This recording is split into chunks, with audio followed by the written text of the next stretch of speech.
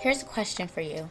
When your birthday rolls around, do you feel excited and celebratory, or do you just feel kind of down? While you have a moment of reflection, I'm going to take the time to introduce myself.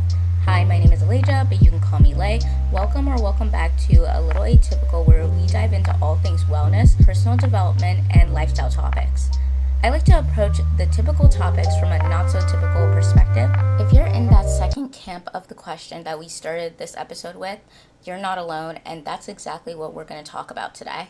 Since the cozy comfort reset episode resonated so well, at least on YouTube, I wanted to create another reset focused episode, this time centered around birthdays, since my birthday recently passed. I considered doing a traditional lessons episode, but I felt like that would be too predictable. Instead, I'm taking my usual, unconventional approach to explore the not so typical side of birthdays, the birthday blues, if you will.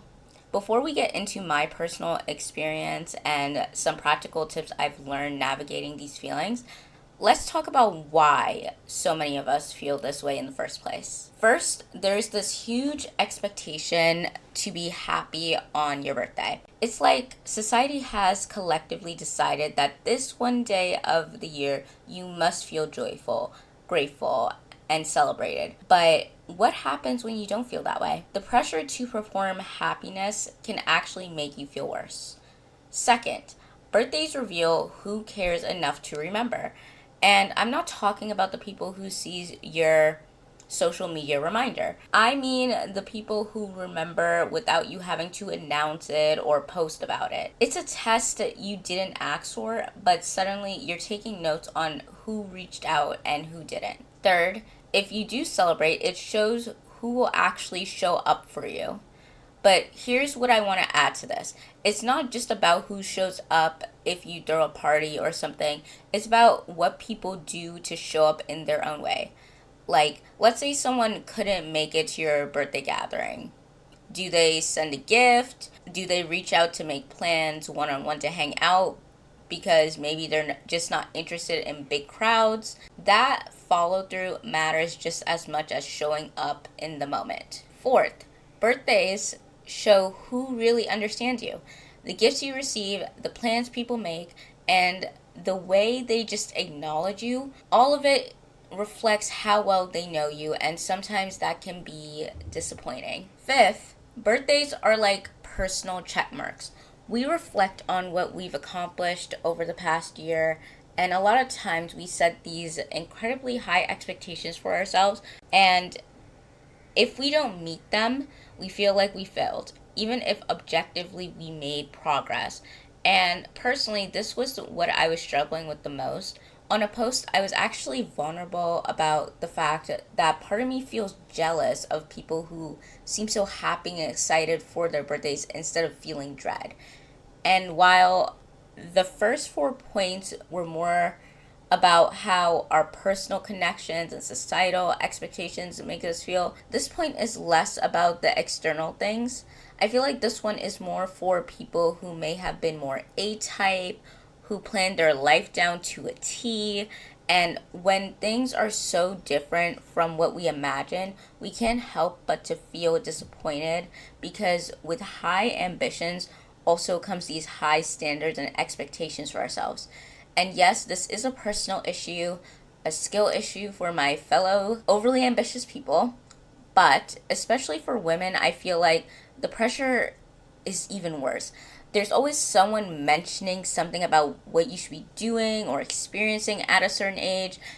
I eventually want to do a full episode on late blooming because of a clip I saw, but I have no idea when that will be, because honestly, I kind of just want a monthly theme dedicated to being a late bloomer because it's something I feel deeply passionate about. And the last reason I wanted to include was birthdays force us to confront the passage of time. Like, we're getting older, our parents are getting older. And then there's this also layer of guilt that comes with not being happy about your birthday when you know so many people don't even make it to your age. And it's like you're caught between feeling sad and feeling guilty for feeling sad because you're still here, you're still alive, and shouldn't that be enough to celebrate? So, yeah, birthday blues are real and they're complicated. I wanted to now take a moment for me to get personal and talk about turning 24. And to me, 24 is the start of my mid 20s. And I know some of you might be like, wait, isn't 25 the start of the mid 20s? But hear me out. I don't count 20 as early 20s because of how I view the start of decades. Like, when you're 10, you don't call yourself a teenager. You don't call yourself a teenager until you're like 13, 3 years into the double digits. And technically, you are a teenager until you turn 20. So I like to view those big zero birthdays, 10, 20, 30, as transitional ages that just don't count. So for me, early 20s is 21 to 23. Mid 20s is 24 to 26. Late 20s is 27 to 29. And I'm going to be honest with you. I hated most of my early 20s. I turned 20 in 2021 and things weren't terrible at first, but then 2022 hit and that was my downfall. Turning 21 wasn't fun. I mean, yes, the actual day of my birthday was fine, but by that point, I was so sick of school. I remember saying, I don't know how many times, that I wanted to drop out. And no, I wasn't being serious because I'm way too stubborn to actually quit at something. But I was in all ways exhausted. My health was declining, both physically and mentally. There was so much family drama going on. And on top of that, 2022, my grandfather's wife passed away. And biologically, we weren't related because she's my mom's stepmom, but she was still family to me. And it was just a complicated grieving feeling. And it's so surreal how I still remember that day because I was supposed to go to school the day that my mom got the call and everything. But something the night before, I was like, I don't want to go to school tomorrow. I don't feel up for it. And literally the next day, I kid you not, my mom comes home early from work, tears in her eyes, saying she passed away. And I still remember that. And additionally, I don't want to linger on that point for so long, so sorry for the jarring transition. But I was also frustrated with my relationships at the time because I felt really alone. Like most people around me, I felt like I had to keep things very surface level because God forbid you go any deeper, even if you're going through a lot of family stuff and suddenly you're a downer and you're just being negative. And of course, everyone has their own thing. But with things like that, I think that is a missing element in our society nowadays where people don't want to be there for people. And people are so comfortable talking about dating stuff, relationship stuff. But when it comes to anything another person experiencing and it's not like that stuff, all of a sudden that's not cool to talk about. All of a sudden you're negative. All of a sudden you're being a downer. And speaking of romantic relationships, that was going through a lot of changes too. It was a long process, and 2022 was a rough year. It continued, and we ended up breaking up September 2023 because I think we both were tired of trying to force something that just wasn't working. But honestly, I don't think either of us felt like it was really over until 2024. So leading up to age 23, was painful. From July 2024 and onward, it was rough. And 23, when I turned 23 last October, it didn't feel better until maybe 2025 started. And was it the perfect age? No. But I do think I made decisions for myself that felt right and metaphorically planted some seeds, and I plan to keep nurturing those.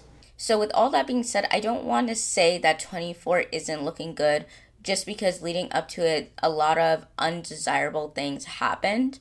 Because in my head, if it happened before my official birthday, it just doesn't count.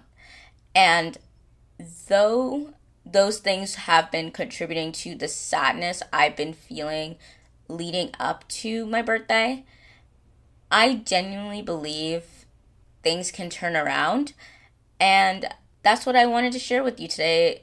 Things I did to help my mood when I was feeling those birthday blues, kind of like not leading up to it, because I think leading up to it, I just allowed myself to feel whatever I was feeling, but post birthday.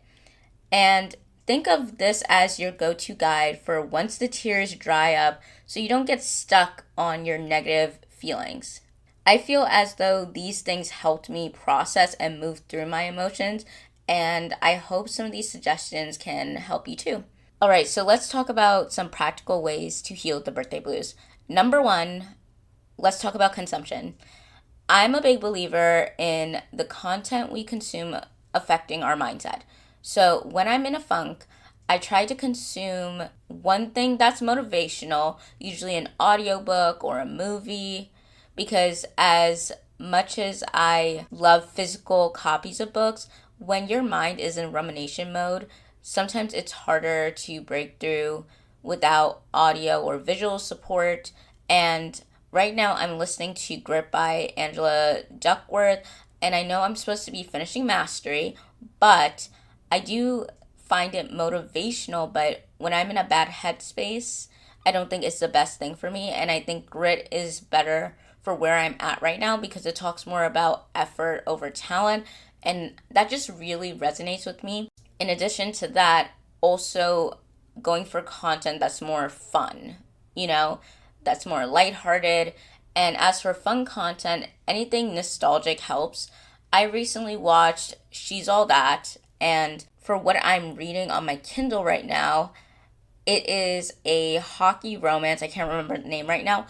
And it's a type of book that it's not great writing, but the characters are likable, so it's enjoyable.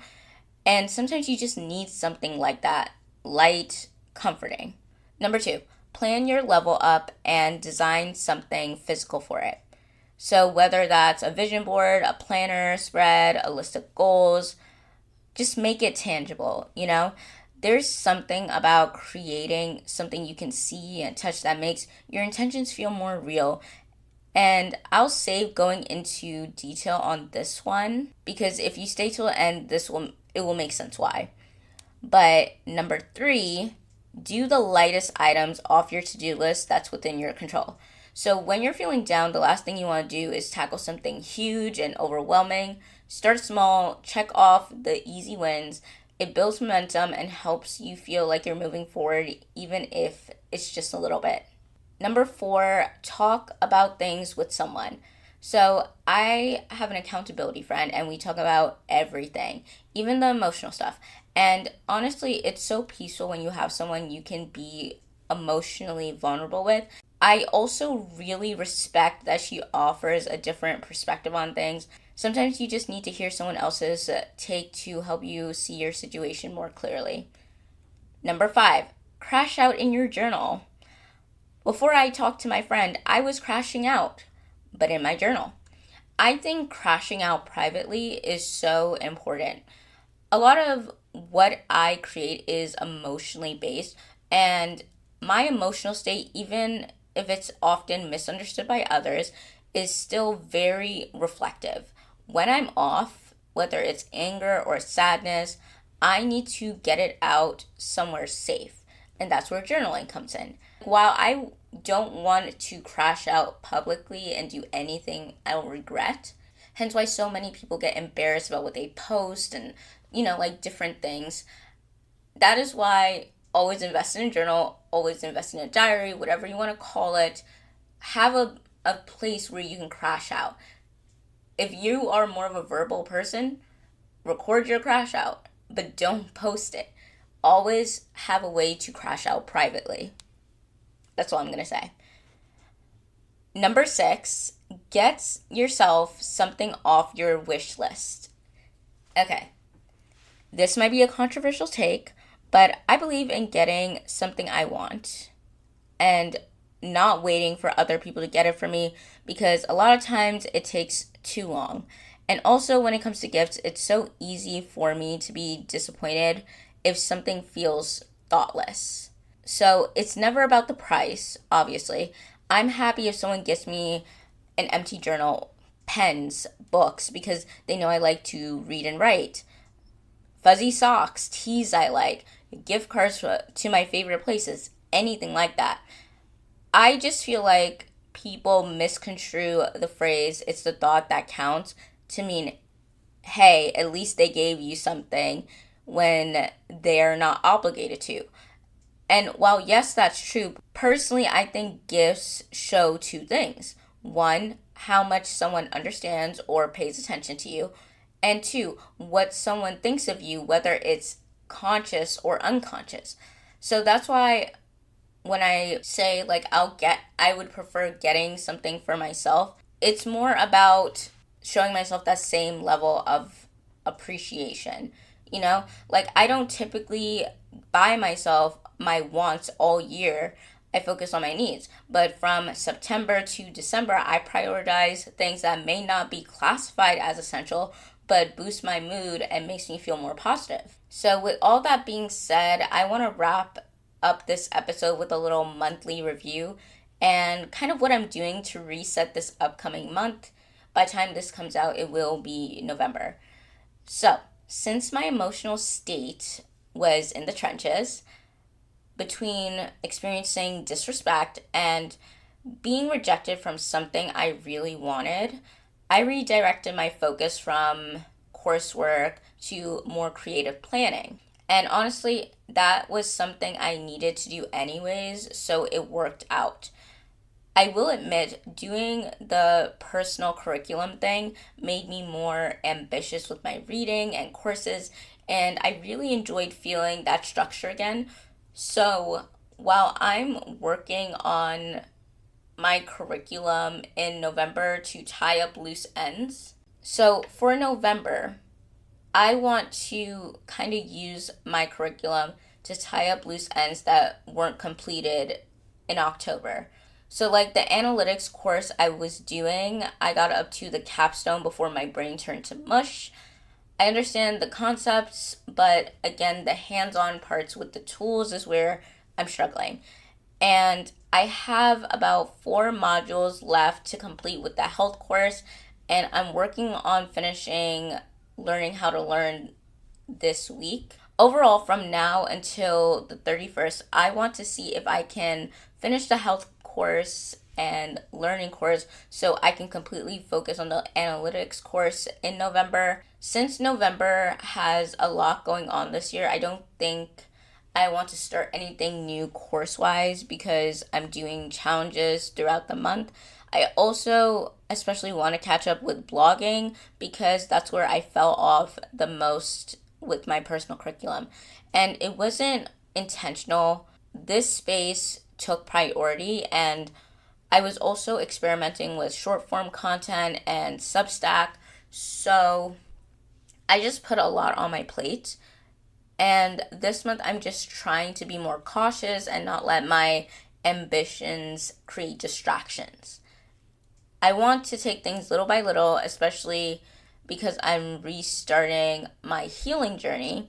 And this type of healing isn't the kind from when something external happens.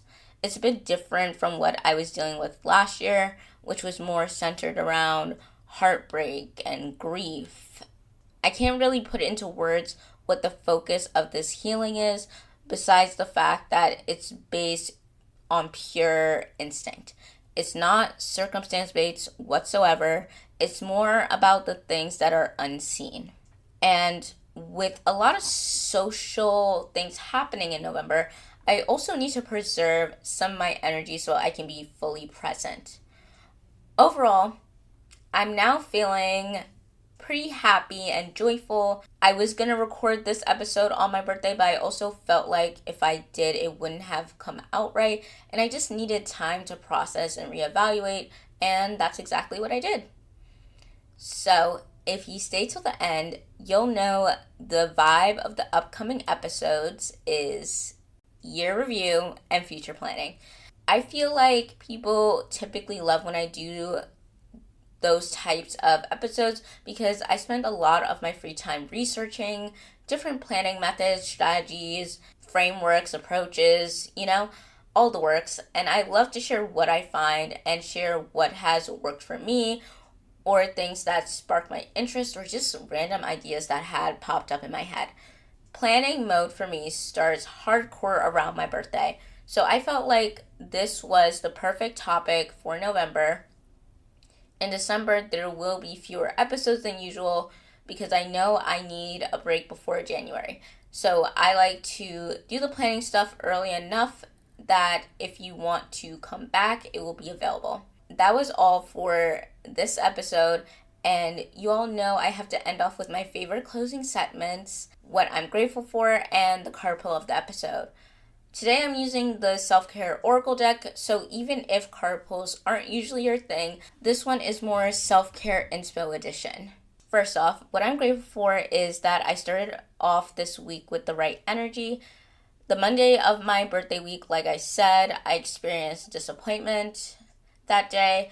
I was also still sore from an event I went to because I ended up coming home with so many bags and I was walking up and down a lot that day. So Sunday and Monday, I was still so sore from the muscle strain. And the crazy thing is, I can walk on flat surfaces and get up to 20,000 steps without feeling super sore. But there's something about when I commute to the city that the pain happens. So this week, going into this week from literally Sunday, I was so energized and positive. I literally woke up and felt like bad energy lifted off of me and I just felt overall less heavy. So remember that what you are grateful for doesn't always have to be something physical or materialistic. Sometimes just being grateful for the things others can't see is just as important. As for the card pull, I used the Sacred Self-Care deck by Jill Pyle. We got the card 21 Drink Tea as our self-care activity of the month that best aligns with what will elevate us collectively. Mantra: I'm inspired by the wisdom of the plants and the beauty of the ceremony. The preservation, preparation, presentation, and drinking of tea is an ancient ceremony, one that has a lot to teach us about the reverence and care we can show our guests and ourselves in simple moments. You can create your own personal ritual with any drink, whether it's tea, a smoothie, coffee, an elixir, or soda with the right intention and setting. By being incredibly present in the now, feeling sincere gratitude for the drink you are consuming, and savoring the flavors and sensations fully, you can elevate a simple sip into a mindful, awakened moment in your day. Make the setting where you enjoy your drink peaceful and beautiful. Take the time to venture out of your usual preferences and try a new cafe or tea shop where you can experience some different types of tea. Make an adventure out of visiting a local tea house to learn more about the history and traditions of tea ceremonies. Journal prompt: how do you feel when you drink tea or another beverage with intention, taking the time to enjoy it without any distractions and focusing on all the flavors and feelings that arise? I thought this card is perfect for this time of year as we get closer to the cozy and the comforting holiday seasons. I think it said all it needed to say. That's it for today's episode. Thank you so much for tuning in to A Little Atypical. If you found this helpful, don't forget to subscribe and share this with someone who might need to hear this message. Remember, view the description box where you can find important links, such as the one to my website where there's so much more bonus content. Until next time, have a good day, evening, or night, and stay authentically atypical. Okay, bye.